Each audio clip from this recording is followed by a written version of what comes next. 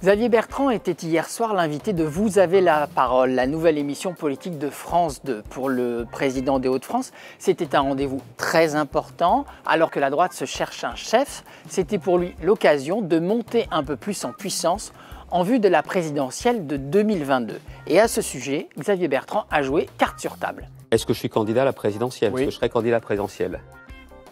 J'y pense, mais y penser ne suffit pas. Parce que le problème d'une élection présidentielle, ça n'est pas de vouloir être candidat, c'est de savoir si on peut être un bon président. Reste que sur le chemin élyséen de Xavier Bertrand se présentent deux grands défis. Le premier, ce sera les élections régionales de mars 2021.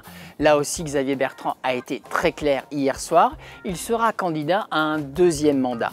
Or, pour lui, cette réélection ne sera pas un chemin de rose. En effet, dans les Hauts-de-France, le Rassemblement national reste très fort.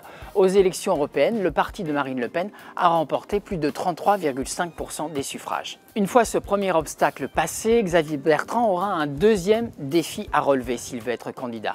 Il lui faudra afficher une vraie différence idéologique, politique, avec Emmanuel Macron qui continue à braconner de plus en plus sur les terres de la droite. À ce propos, un point sera particulièrement scruté. Quelle sera l'attitude du parti macroniste lors des élections régionales dans les Hauts-de-France par rapport à Xavier Bertrand? Est-ce que la République en marche soutiendra le président des Hauts-de-France? Est-ce qu'elle présentera un candidat face à lui?